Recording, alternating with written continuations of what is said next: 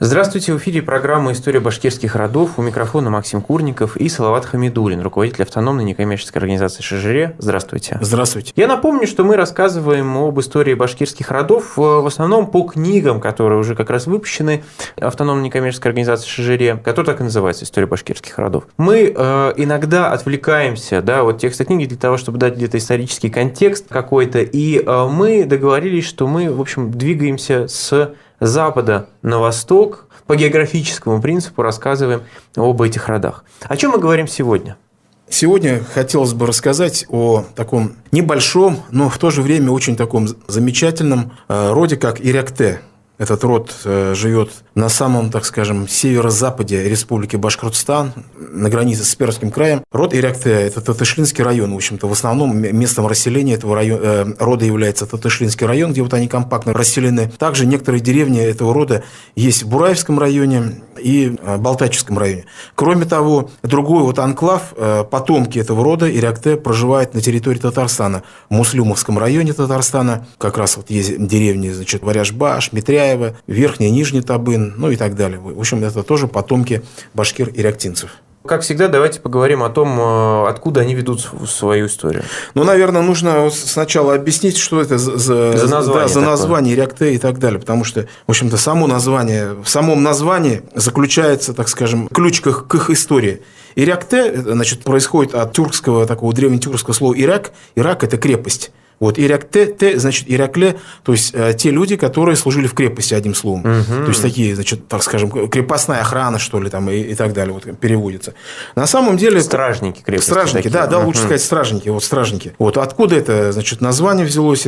Для этого нужно, в общем-то, углубиться вглубь веков, уйти в Средневековье. До 15 века иряктинцы, они, в общем-то, происходят от башкирского рода Табын, большой такой род Табын, подразделение Кара-Табын, Черный Табын. Они живут до сих пор, представители этого рода в Заурале, в Челябинской области. Кстати, Челябинск сам основан на Каратабынской земле, старшина Каратабынской волости. В XVIII веке Таймас Шаимов, в общем-то, отдал добровольно под город, под строительство Челябинской и Чебаркульской крепости эти свои каратабынские земли, где, собственно, и потом это возникло, эти города и, соответственно, Исетская провинция. Так вот, родина всех каратабынцев, это была как раз территория долины реки Миас, как раз где стоит Челябинск. Там они жили. Но в 15 веке эти земли входили в состав Сибирского ханства, и к власти пришел как раз амбициозный Ибрагим хан, или коротко его называли Ибак-хан, и который, в общем-то, начал такую централизаторскую политику.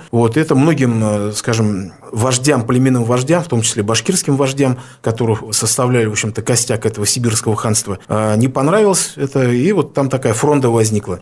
И часть башкирских, табынских вождей, беев, так называемых, встала на сторону его политического противника Мухаммеда Шейбани хана. В башкирских исторических хрониках он значится как Шайбак-хан. Как раз эта история о борьбе Ибак и Шайбак-хана.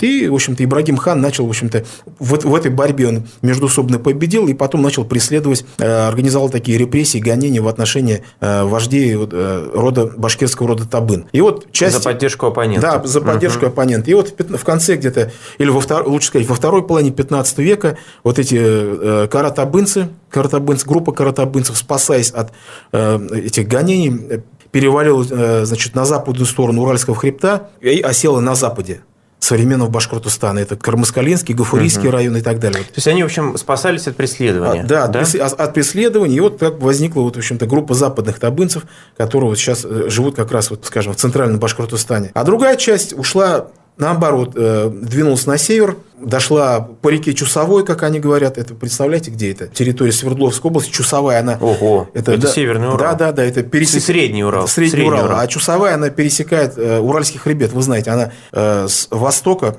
разрезая Уральский хребет, течет и потом в Каму впадает. И они, двигаясь по Чусовой, пришли в Прикамье, встретили там башкир-ганинцев, самых северных, которые живут.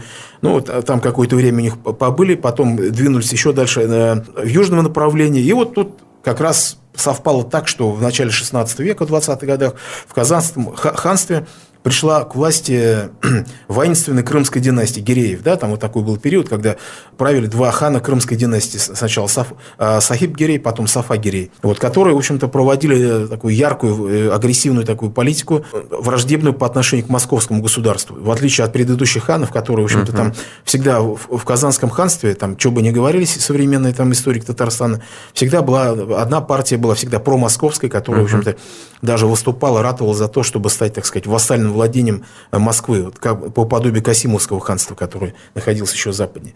Вот. И вот тут пришла Крымская династия, видимо, вот как раз вот такая казанская партия, которая выступала линией войны, то есть партия войны, пригласила. Ей нужны были воины. А что такое Казанское ханство? Казанское ханство, там своих воинов у них никогда не было. В общем-то, в основном земледельческое население, а тогда самый главный воин – это кто? Это конные воины. Поэтому не случайно все вооруженные силы Казанского ханства, они ведь из кого состояли? Во-первых, из нагайцев. Ну, то есть это были наемники, да. Наемная армия, ну как, да. ну я бы не сказал, что наемник. Просто ведь это не в современном понимании наемник. Просто вот это феодальное отношение. Вот приходит там какой-то феодал, значит, вот поступает на службу, все, значит, дает клятву, присягает, и как вассал вот Казанского ханства хана и приводит своих воинов, которые начинают просто служить. Это не наемничество. За это они получают лены, то есть поместье, говоря современным языком, тогда это называлось суюргалы, получали суюргалы в Казанском ханстве, вместе с крестьянами, которых эксплуатировали. Вот, а те крестьяне, которых они эксплуатируют, как раз вот местное население, предки, значит, казанских татар. Вот.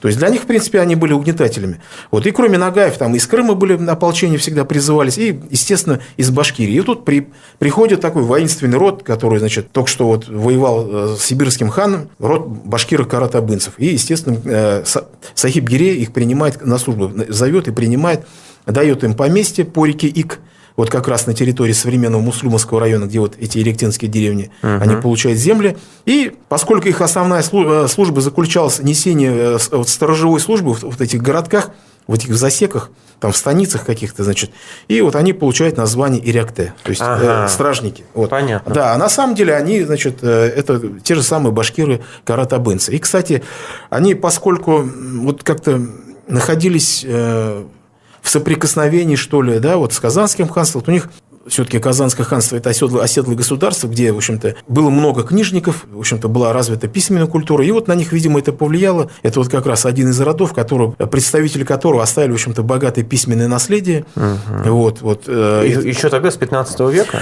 Ну, не с 15-го. Мы не знаем, когда они начали составлять свои вот эти генеалогии, так называемые, свои истории. Вот дошло очень много. Вот представитель их, самый знаменитый представитель рода Ирякте, это башкирский поэт, писатель, он в то же время он был суфийским, значит, шейхом, вот он практиковался и в Мекку ездил и так далее, значит, у самых знаменитых шейхов своего времени, Мухаммада Мазхара и так далее. Вот Али Чукури, или как у нас по башкирской Википедии написано, Гали Сокорой, или, значит, в книгах, ну, мне легче говорить Гали Чукури. В общем-то, это самый такой светоч этого рода.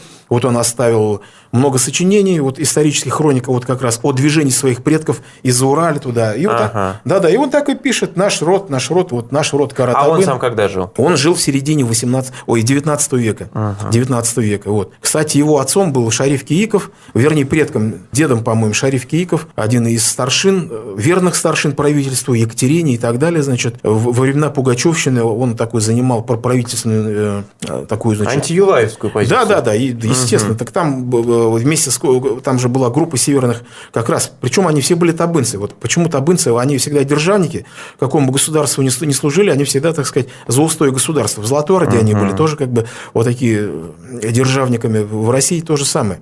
Вот, Кулай Балтачев был каратабынский, Драс Мулакаев каратабынец, значит, Шариф Кииков, все это бии каратабынских властей.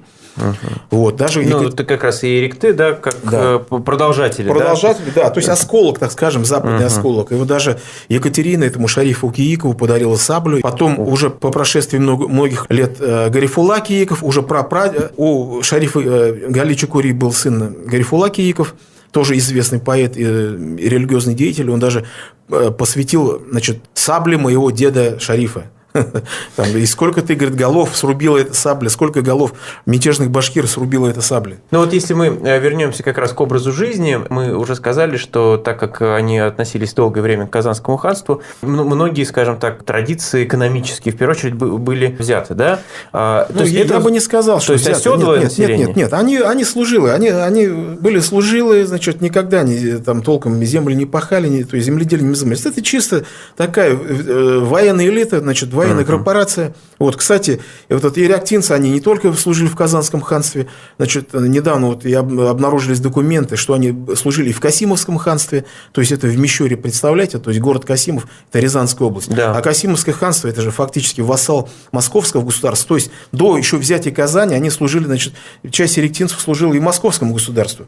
То есть вот это такая служила корпорация, которая, в общем-то, экстерриториально она могла где угодно служить. После того, как Казанское ханство прекратило свое существование, да, и Казань была захвачена Иваном Грозным, что происходило с родом Иректы? Они вошли в состав уже, да, вот царства Ивана Грозного или вместе с Казанью, или они потом уже, да, вот вместе с башкирскими родами остальными входили на этих особых условиях по очереди каждый род. В общем, там история, я как вот это себе вижу, эту картину, поскольку они были служилыми людьми, тарханами, они все получили тарханские ярлыки от казанского хана на вот эти земли, которые они заняли по реке Ик.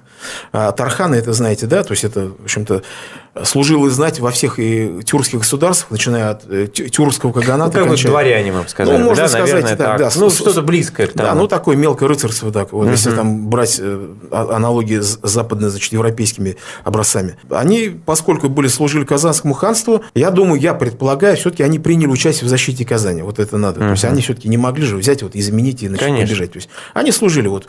Когда уже, значит, Казань была взята, потом была 4-летняя так называемая Казанская война, когда происходили, значит, боестолкновения между московскими войсками и остатками, значит, вот, из сопротивляющихся вот этих служилых людей Казанского ханства, опять же, замечу, не местное татарское население, оседлое, которое, в принципе, в общем-то, легко приняло новую власть и даже само ходатайствовало, значит, о присоединении ханства к московскому государству. А именно вот это ордынское вот это, знаете, там, нагайцы, крымцы, значит, башкиры и, в общем-то... те элиты, которые очень контролировали. Да, которые контролировали и служили хану. Они же лично присягу давали, они не могли это изменить ничего.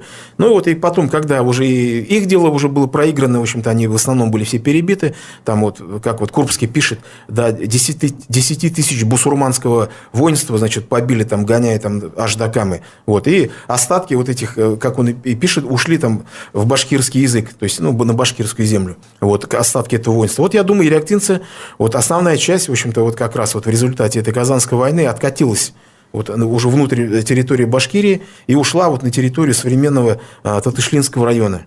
Вот. И, в общем-то, там на севере осела, и вот до сих пор они там проживают. Вот. И как потом они уже, значит, уже обосновавшись на вот этой современной своей территории, уже в конце где-то, наверное, 16 века, как и другие башкирские роды, в общем-то, уже присягнули уже как властная структура на верность уже царю, там, я не знаю, какому, но я не думаю, что это был Иван Грозный, я думаю, это был, значит, либо, значит, это был Михаил Алексеевич, возможно, а может, раньше, может быть, при Годунове, да? Может быть, Годунове, это тоже там полно у нас есть сведений, что либо при Годунове, значит, многие присягали, кстати, и в смутное время бывало так, что были какие-то, видимо, контакты и с Лжедмитрием, и даже, значит, может быть, с польским правительством, да, там, так и не назначенным, там, с царевичем, королевичем Владиславом. В общем, но это все уже... Как интересно, просто, ну, да, в принципе, российская историография, она сосредоточена в это время на Москве, и мало говорит о том, как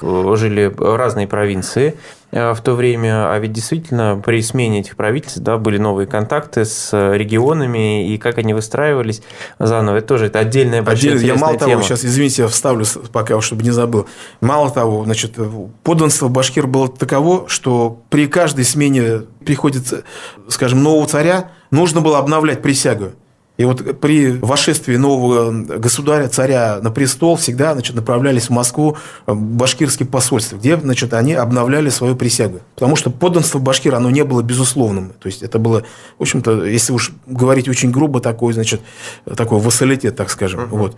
При каждой смене правительства всегда происходило обновление присяги. Вот, и вот этих договоров. Продолжая историю рода Ирикте, скажите, вот мы уже сказали, что в XIX веке, да, был очень яркий представитель этого рода, который, я так понимаю, в первую очередь, как мы сегодня сказали, в теологии, да? Нет, он и писатель у нас, он и поэт был хороший, и суфийский он был, значит, шейх. Кстати, его религиозное вот это наследие пока до сих пор, ну, толком не изучено, конечно, но это, думаю, дело будущего. Все равно, в общем-то, мы до этого дойдем. Вот. И, соответственно, народный поэт Башкортостана Ангам Атнабаев, допустим, тоже ириактинец. Это уже, так сказать, уже советское время. Сам же сын этого Олег Чукури, вот Гарифул Акииков, вот, тоже был очень выдающийся человек, тоже оставил большое письменное наследие. К сожалению, в 18 году вот, там проходящий отряд Красной Армии уже во времена гражданской войны, в общем, кто-то, в общем-то, зашли и убили его, в общем-то, какие-то красноармейцы. Ну вот мы, когда говорили о роде Ирикте, и, в принципе, из названия, опять же, это понятно, что их задача была, в первую очередь, это военное дело, да, это охрана территории, это там какие-то передовые посты и так далее. А вот после того, как Казанское ханство стало частью России, и, в общем, в их услугах, я так понимаю, уже не нуждались, по крайней мере, ну, традиционно на кого они служили, да, те ханы, которым они служили, ни сибирским, ни казанским ханам уже не нужны. Как потом изменилась экономика Ирикте? Что они делали? Чем они занимались? Вот если мы возьмем уже 17-18 век. Ну, как они пишут сами, вот в стихотворном Шажире, который написал как раз Али Чукури, он пишет, значит, мы лесные башкиры, наше дело валить лес. В общем-то, вот, они в основном занимались лесными промыслами. Да, но в Татышлинском районе, если кто был, ну, там земледелие, в общем-то, так скажем, не очень благоприятные условия для земледелия. Они занимались лесными промыслами, валили лес, жгли уголь, там, ну, и там масса всего, значит, сопутствующего. Занимались бортничеством, вот, рыболовством, ну, и так далее, в общем-то. Земледелием занимались постольку. То есть, не сказать, что вот они такие, вот уж такие земледельцы. Когда есть ресурсы такие, да, в общем, да, в принципе, вот. И зачем? Там в то время Татышлинский район, это был сплошной лес. Вот сейчас, конечно, там уже не так все, но тем не менее. Вот. Хотелось бы сказать, что вот еще представитель этого рода, тоже выдающийся, ну, не выдающийся, неправильно тут выражение, знаменитый, так скажем, это Салават Фатхетдинов. Это самый популярный, значит, народный артист Татарстана. Самый, так сказать, это, ну, вы знаете его, нет? Ну, я видел, ну, это, слышал, ну, так да, скажем, это не фанат. Ну, понятное дело, это как вот в России, там, я не знаю, ну, как Лещенко, да, или Кобзон, в общем, в Татарстане это вот такая личность. Вот. А сам он как раз вот с Татышлинского района, из Ириактинской деревни Аксаитова, родом. Кстати, там у нас очень вся эстрада Татарстана, она наполовину как раз вот рекрутируется выходцами из Республики Башкортостан. Последний вопрос задам. Мы иногда говорили о том, что намешалось, да, в том или ином роде. Какие народы приложили, скажем так, свою руку. Когда мы говорим об Ирикте, с кем вот этот род успел смешаться за все это время? Ну, наверное, начнем с того, что, в общем-то, ириактинцы входят в этот огромный такой большой генетический кластер, который как бы является вот таким столбовым, что ли, там, хребтом башкирского народа. Вот, генетический кластер гаплогруппа R1B, R1A, вернее, R1A. Вот, они же происходят от табынцев, вот, судя по их, так скажем, их родословным, по их историческим хроникам. И вот современные генетики решили проверить, а правда ли они там пишут вот в своих... Да. Ну и протестировали, ДНК-анализ взяли, значит, у современных табынцев Заураль, табынцев, скажем, центра Башкирии и ириактинцев. В общем-то, все подтвердилось. Вот, то есть, оказывается, все это правда. У всех оказался один и тот же генетический маркер гаплогруппа R1A. Вот. R1A, она как раз, вот, ириактинцы, табынцы и так далее, в общем-то, являются вот потомками древнего вот этого, так скажем, сарматского населения, которое здесь было, потому что их тоже они протестированы на основе палеогенетического анализа. И, в общем-то, вот это все одно. То есть, это, в общем, так можно сказать, автохтоны Восточной Европы, там, степей Казахстана, то есть, по крайней мере, западной части вот великой этой степи, естественно, там происходили всякие миграции. Ну, да, вот, в общем, в результате, по крайней мере, тех событий, которые зафиксированы, да, связанных с Сибирским ханством, они ушли чуть на запад и чуть севернее, чем их Я думаю, что предки. на протяжении вот этой своих там нескольких тысяч лет истории они уходили, приходили, вот, в общем-то, двигались. Но самое интересное, что вот мы знаем, мы все говорим Аркаим и так далее, вот там Синташтинский могильник, да, который входит как раз вот в комплекс вот этой страны городов, где самый известный город Аркаим. Кстати, вот. Не самый большой и не самый хорошо сохранившийся, просто самый раскрученный. Просто раскрученный, да, потому что Синташ, она, говорят, покруче и так далее. Там тоже сделали палеогенетический анализ, и вот они оказались, вот эти табынцы и реактинцы, все, значит, одной, так скажем, родственниками оказались, у них тоже оказалась, значит, гаплогруппа R1A. Вот это можно прочитать во многих исследованиях, которые сейчас, в общем-то, доступны всем. Ну что ж, я напомню, мы сегодня говорили про роты ректы, и это были Максим Курников и Салават Хамидуллин, руководитель автономной некоммерческой организации «Шежире». До свидания. До свидания.